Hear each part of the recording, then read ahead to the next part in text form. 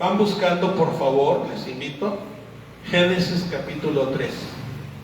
Génesis capítulo 3. Y mientras ustedes buscan Génesis capítulo 3, yo quiero leerles una porción en el Nuevo Testamento, en Tito capítulo 2 y versículo 11, 12 y 13.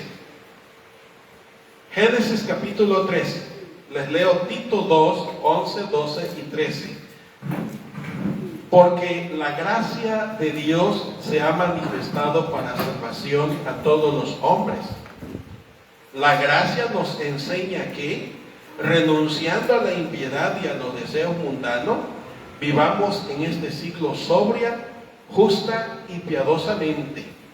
La gracia nos enseña a aguardar la esperanza bienaventurada y la manifestación gloriosa de nuestro gran Dios y Salvador Jesucristo, quien se dio a sí mismo por nosotros para redimirnos de toda maldad y purificar para sí un pueblo propio, celoso de buenas obras. Génesis capítulo 3, mis queridos hermanos, ¿lo tienen? Esta porción sí es fácil de hallar, ¿verdad? Vamos a leer juntos. Pero la serpiente era astuta más que todos los animales del campo que Jehová Dios había hecho, la cual dijo a la mujer: con que Dios os ha dicho, no comáis de todo árbol del huerto. Y la mujer respondió a la serpiente: del fruto de los árboles del huerto podemos comer, pero del fruto del árbol que está en medio del huerto, dijo Dios, no comeréis de él, ni le tocaréis, para que no muráis. Entonces la serpiente dijo a la mujer: no moriréis, sino que sabe Dios que el día que comáis de él, serán abiertos vuestros ojos, y seréis como Dios, sabiendo el bien y el mal. Y vio la mujer que el árbol era bueno para comer, y que era agradable a los ojos, y árbol codiciable para alcanzar la sabiduría, y tomó de su fruto, y comió, y dio también a su marido, el cual comió así como ella.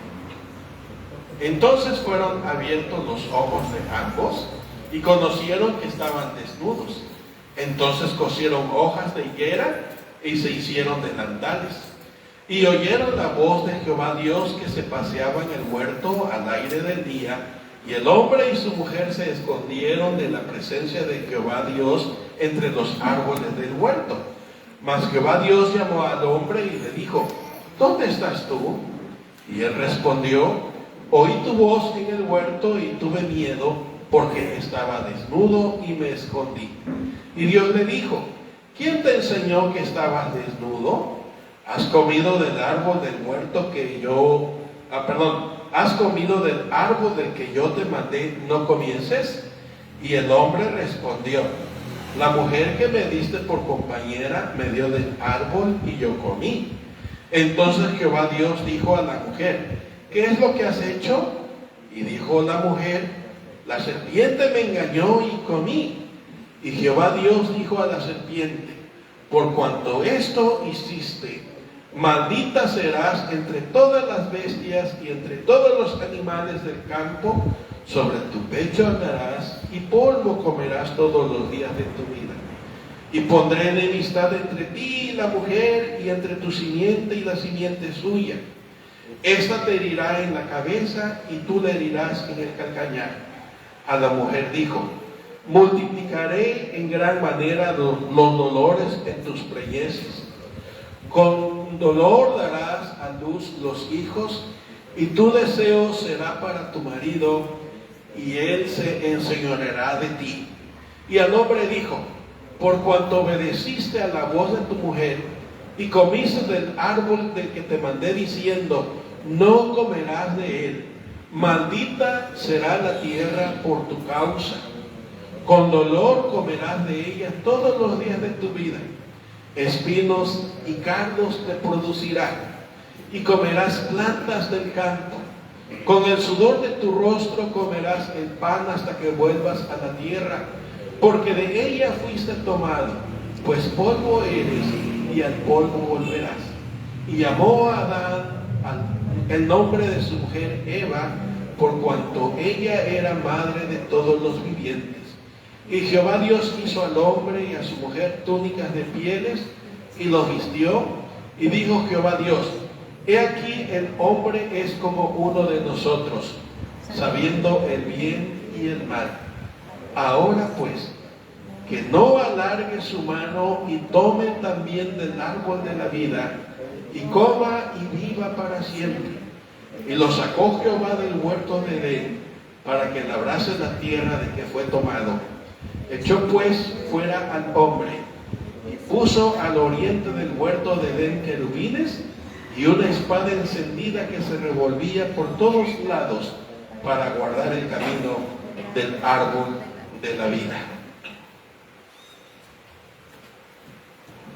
Génesis 1, 2 y 3 tienen enormes enseñanzas. Obviamente en estos domingos anteriores no les he dicho todas, pero ya en el capítulo 1 vimos que una enseñanza enorme que nos deja Génesis 1, precisamente, y válgame la repetición o la redundancia, es que retrata o manifiesta o refleja o describe a un Dios todopoderoso. ¿Por qué digo todopoderoso? Porque de la nada hizo las cosas. Refleja a un Dios personal. ¿Por qué digo que a un Dios personal?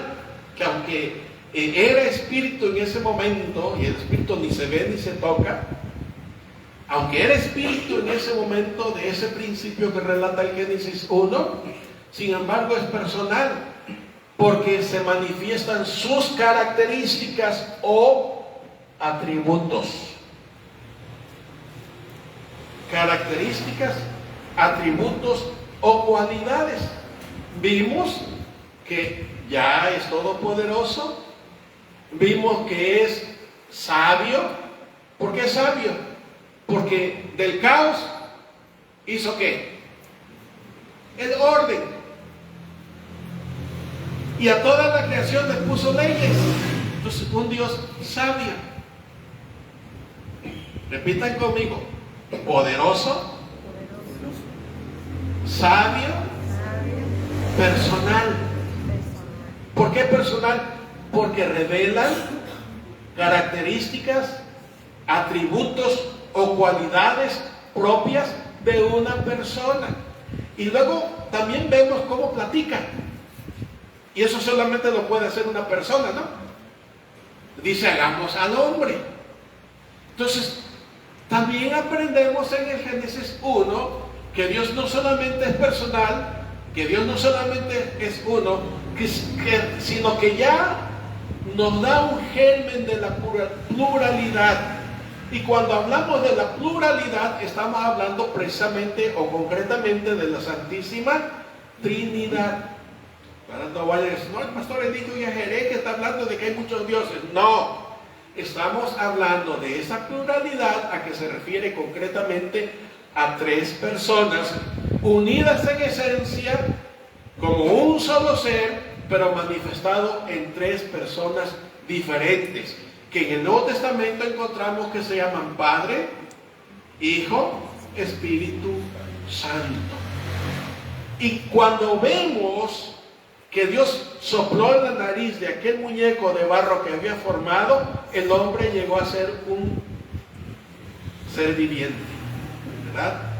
Entonces encontramos a un Dios que origina vida, y eso solamente lo hace Dios, nadie más.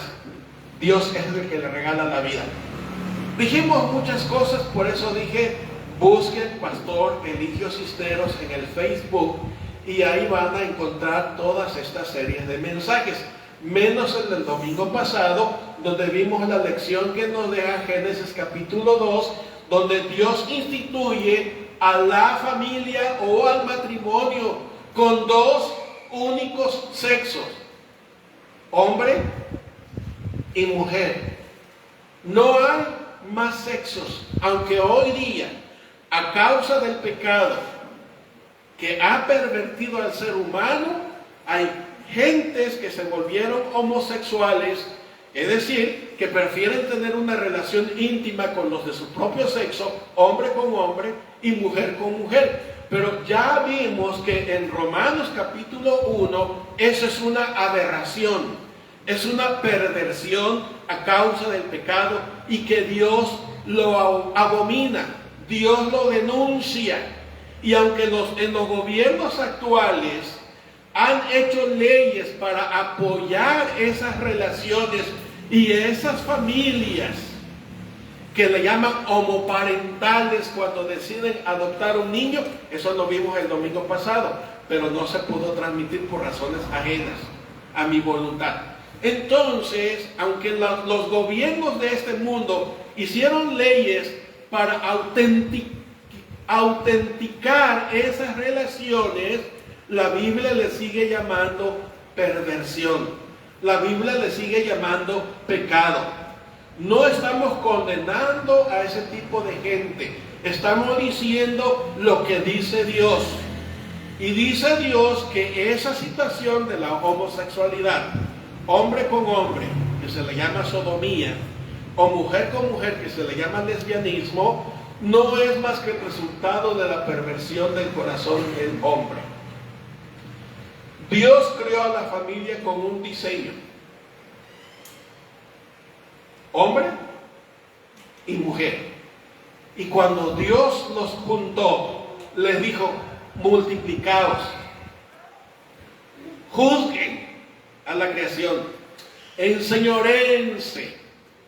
Dios hizo un diseño concreto para el matrimonio y para la familia. Toda relación íntima fuera de esta situación ya es pecado y es abominación delante de Dios. Hoy quiero hablarles concretamente de un atributo muy especial. Y ese atributo, característica o cualidad de Dios se llama gracia. La palabra atributo, por definición, quiere decir características de un ser o cualidades de un ser o de una cosa. Por ejemplo, cuando decimos la casa está bonita, la característica de esa casa es que está bonita. Esa es su característica, esa es su cualidad. O que está pintada de color amarillo, ¿cuál es la característica? El color amarillo. Esto es para explicar lo que significa la palabra atributo. Y dije que ya en el capítulo 1, la lección que nos deja es que nos revela a un Dios personal con características que dijimos: poderoso, sabio, amoroso, dador de la vida, misericordioso. ¿Y por qué digo misericordioso? Que tiene la relación con la bondad y con lo bueno. Porque cuando Dios califica a su creación, dijo que era bueno en gran manera. Pero en el capítulo 3 llega el pecado, introduciéndolo Satanás. Perdónenme.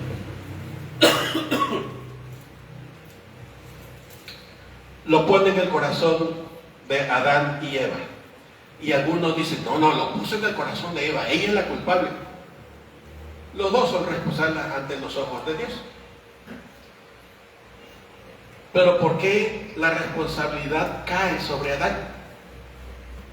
Porque a Adán lo nombró como el Señor de la creación. Y por eso es el marido, es el esposo, el que tendrá que dar cuentas o rendir cuentas claras a Dios de lo que hicimos y de lo que no hicimos. Pero eso es injusto. Si la mujer, ya leímos, Dios le dio instrucciones precisas ¿a quién? A Adán. ¿A quién sedujo la serpiente o Satanás?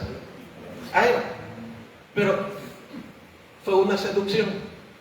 La engañó, la envolvió, le hizo más atractivo el fruto y comió. ¿Cuál fue el problema por el cual Adán es responsable de ese acto y no Eva? Yo no estoy diciendo que Eva no tuvo culpa, ¿eh? Lo que estoy diciendo es que Adán es el responsable. Porque cuando Eva le trajo al esposo, ¿qué hizo el esposo? ¿Se lo comió? Muy bien pudo haber dicho, Dios dijo que no. Dios dijo que no, y muy bien pudo haberse negado. Pero no, todavía Adán es más responsable. ¿Saben por qué? Porque Eva fue engañada. Pero Adán deliberadamente se la comió. ¿Sí me explico? Son enseñanzas que nos dejan Génesis 1, 2 y 3. Y todo lo hermoso que había planeado Dios para el hombre y la mujer, y toda la belleza del hogar que Dios les había creado con sus propias manos, se arruinó, hermanos. Dije en el mensaje del domingo pasado que no se grabó, que el matrimonio, siendo el paraíso que Dios ideó para la familia, se volvió una amarga pesadilla para muchos por el pecado. Y por eso hay hombres golpeadores, pero también hay mujeres golpeadoras, las que no se dejan, ¿no? Me das un garrotazo, yo te doy un sartenazo. Y si me dices algo, te doy un planchazo, ¿no? Y así. Todo eso es el resultado de haber desobedecido la voz de Dios. ¿Y cuántos hoy día en nuestro país, hermanos, cuántos hombres matan a la mujer? ¿Cuántos feminicidios hay diario? Estaba oyendo en estos días pasados, que fue apenas en la celebración del Día de la Mujer, que pelean su derecho, ¿no? Y yo dije, no había necesidad de pelear derechos, Dios se los había entregado. ¿Por qué los perdió? Por el pecado, por la desobediencia a Dios. Y toda esa ruina que ocasiona el pecado, el haber desobedecido a Dios, que se manifestó en el acto de comer el fruto que no debían de comer, eso era una desobediencia a la palabra de Dios, a la instrucción que Él les dio. Todo quedó en ruina. Lo perdieron todo, hasta el hogar que Dios les había condicionado, donde no tenían que sudar para comer. No significa que no tenían que trabajar, pero el trabajo allí era, ¿cómo se llama? Un pasatiempo. ¿Sí? Algo que se hacía con alegría, cantando, tarareando, yo no sé si danzando para los que defienden que hay que danzar. También. Ahora el trabajo después de ese acto, ¿cómo se hizo? Tedioso, pesado, aburrido. Y ahora para comernos un bocado de pan. Bueno, ahorita no estamos comiendo físicamente y miren cómo estamos sudando. Cuando eso no existía en ese hogar, no había calor, era una temperatura ideal. Pero después lo perdieron todo. Ahora tenía que sudar para comer. La mujer ahora tenía que tener muchos dolores en su parte. Esos dolores que sufren en la menstruación, es producto de todo eso, por haber desobedecido a Dios. Esos tremendos cólicos a la hora de dar a luz, es consecuencia de haber desobedecido a Dios. Yo no sé cómo hubiera sido antes, pero todo eso fue consecuencia de haber desobedecido a Dios. Así que, hermanos, propongo, aunque el pecado se ha manifestado de una manera grotesca y ruin, la gracia de Dios sobreabunda para salvación y liberación. Porque ya te conté cómo termina la narrativa de Génesis 3. ¿Lo notan? Y Dios lo saca del huerto. Y todos dicen, ¡ay, qué castigo tan tremendo! ¿Saben que no, hermanos? No fue un castigo. No fue un castigo. Eso fue consecuencia de haber desobedecido a Dios. Pero yo quiero, por favor, que busquen en Génesis, por favor, 3:22. Génesis 3:22. Y quiero que lo lean conmigo. ¿Ya lo tienen? Vamos a ver, dice: y dijo Jehová Dios: he aquí el hombre es como uno de nosotros, sabiendo el bien y el mal. Ahora pues, que no alargue su mano y tome también del árbol de la vida, y coma y viva para siempre. Aquí está la expresión más sublime de la gracia, junto con 3:15. Génesis 3:15. Cuando Dios está dando juicio o sentencia, y en Génesis 3:15 los que saben mucho le llaman el protoevangelio. La palabra proto quiere decir primero, el primer evangelio. ¿Recuerdan qué significa evangelio?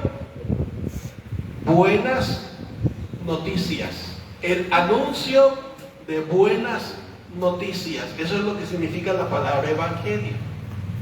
Y en Génesis 3:15 Dios está diciendo que llegará el día en que la descendencia o simiente de la mujer le daría un golpe mortal en la cabeza de la descendencia de la serpiente. Es una referencia a la crucifixión. Cuando Jesús es crucificado en la cruz, Satanás está lleno de júbilo con sus demonios, el infierno está alabando y glorificando a su divinidad, que es Satanás, felices y contentos porque habían terminado con el Hijo de Dios. Cantamos, ¿se acuerdan que cantamos? Por siempre. Dice que con su silencio el infierno cayó, porque Jesús no abrió su boca, no para proferir maldiciones y juicios. Solamente él oraba diciendo: Padre, perdónalos porque no saben lo que hacen. Y al tercer día el infierno fue derrotado. Satanás fue derrotado cuando Jesús se levanta vivo entre los muertos con poder y gran gloria. Génesis 3:15 es el primer anuncio de la derrota final de Satanás, al recibir un golpe mortal sobre su cabeza, dado por Jesús, simiente de la mujer. Ya con tiempo analizaremos esos detalles. Solamente estoy abreviando cuando hablamos de la gracia. ¿Qué es gracia? ¿Qué es gracia? Ya me lo definieron, a ver si se acuerdan. ¿Qué es gracia? El favor de Dios, el bien de Dios. Y miren, en plena tragedia, en plena desgracia de la caída del hombre en pecado, Dios interviene con su favor.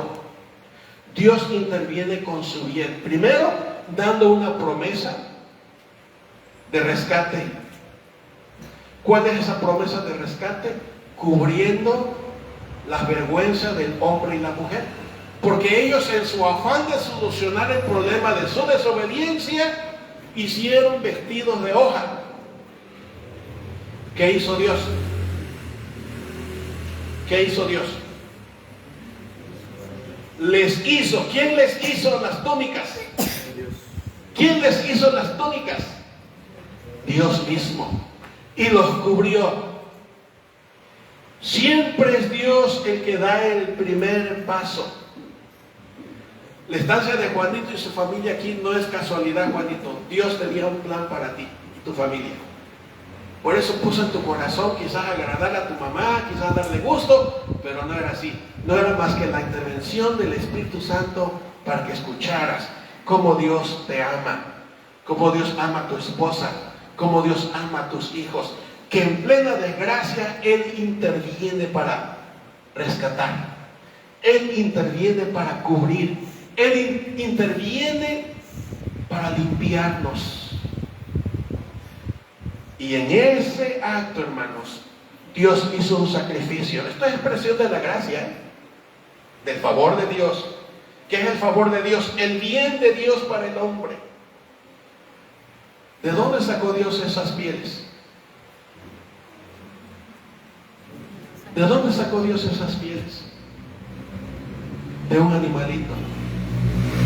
El inocente pagando por el culpable. Y dice Romanos, mas Dios muestra su amor para con nosotros en que siendo aún pecadores, Cristo murió por nosotros. Uno de los muchos títulos que le da la Biblia al Señor Jesús es el Cordero de Dios. ¿Por qué el Cordero de Dios? Porque el juicio de Dios decía, el alma que pecare, esa morirá. El juicio de Dios decía, para cubrir al culpable, un inocente, tiene que morir. ¿Se dan cuenta? Y desde el mismo principio, Dios manifiesta que viene un sustituto. ¿Qué significa la palabra sustituto?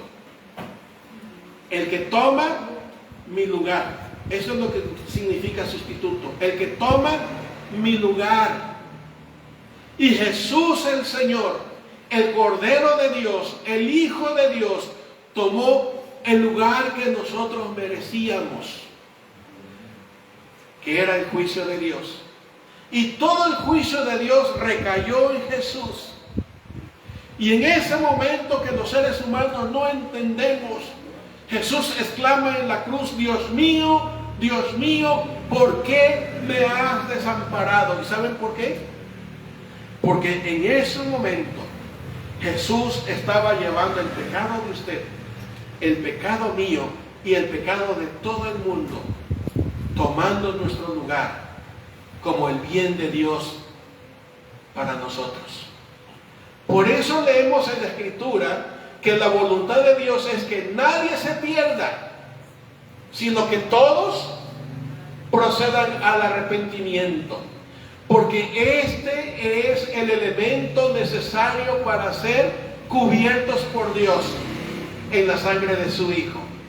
Y cuando Dios lo mira a usted y me mira a mí, ya no nos mira en nuestra vergüenza pecaminosa, nos mira cubiertos con la sangre de su Hijo Jesús.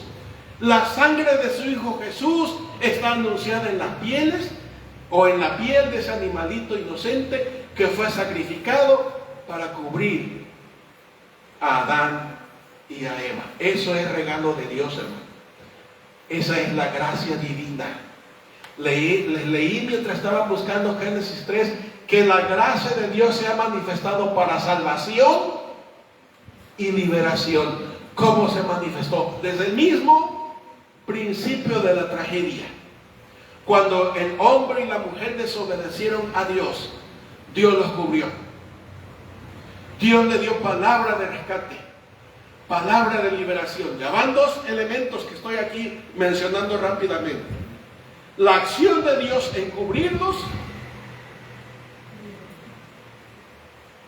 tomando a un sustituto para sacrificarlo, pero también la acción de Dios dándole palabra de esperanza. Llegará el día en que la simiente de la mujer herirá a la simiente de la serpiente en la cabeza. Tengo mucho que decirles, hermanos, pero sé que el calor está insoportable y no quiero que me digan amén, ¿verdad? Termino ya pronto. Las lecciones que nos dejan Génesis 1, 2 y 3 no solamente nos revelan a un Dios personal, lleno de atributos y características, sino a un Dios de acción para rescatar al hombre perdido. Un Dios que toma la iniciativa, es decir, el que da el primer paso. Porque ¿qué hizo el hombre? Cuando desobedeció a Dios, ¿qué hizo el hombre? Se escondió, huyó. ¿Qué hace Dios? Lo busca. Eso es gracia de Dios, hermanos. Eso es intervención de Dios. Y es Dios el que nos busca desde un principio, porque Él nos creó para que estemos en comunión, para que estemos en compañerismo, para que tengamos buenas relaciones. Para eso nos creó Dios. Dios creó el matrimonio para que fuésemos felices, dichosos y contentos, no para que estuviéramos agarrando cacerolazos. No porque cuando estemos así enojados O como se dice popular o vulgarmente, jetones, nos damos la espalda y no queremos saber nada del otro. O ya estamos procurando buscar al licenciado para que nos tramite el divorcio. No, señores, así no fue en el principio. Nada de que si me aburro me busco otra. No, eso es pecado.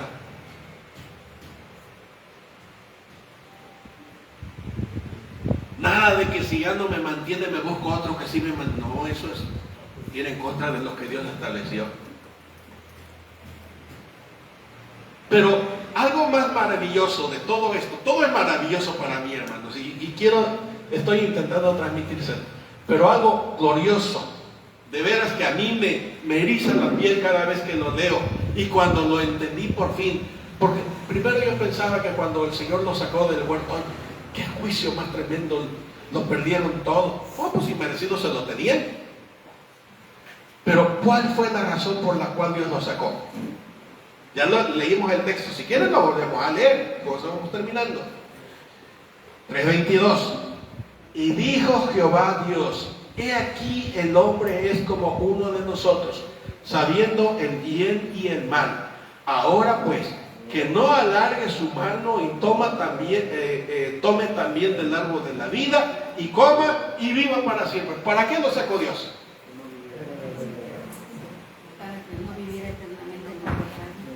Para que no vivieran eternamente perdidos. ¿Se dan cuenta? Dios los saca del huerto maravilloso que les había puesto, no como un castigo, sino como una expresión de su gracia, como una expresión de su amor. Dios no quiso que el hombre viviera eternamente condenado. ¿Se dan cuenta? Dios no quiso que el hombre viviera eternamente en perversión, en iniquidad, en desobediencia. En otras palabras, Dios hace este acto de sacarlos del juicio para darles otra oportunidad de comienzo. Ese es el Señor. Por eso me encanta ese canto que dice: por el poder de tu palabra todo termina y vuelve a empezar. Porque parecía que la tragedia terminó con los planes de Dios. No, Dios intervino para que su plan siguiera permanente. Y Dios intervino para que el hombre tenga esperanza. Y Dios intervino para que la familia sepa vivir y disfrutar de lo que Dios planeó para la familia. Hermanos queridos, concluyo. ¿Por qué con facilidad nos amoldamos al mundo?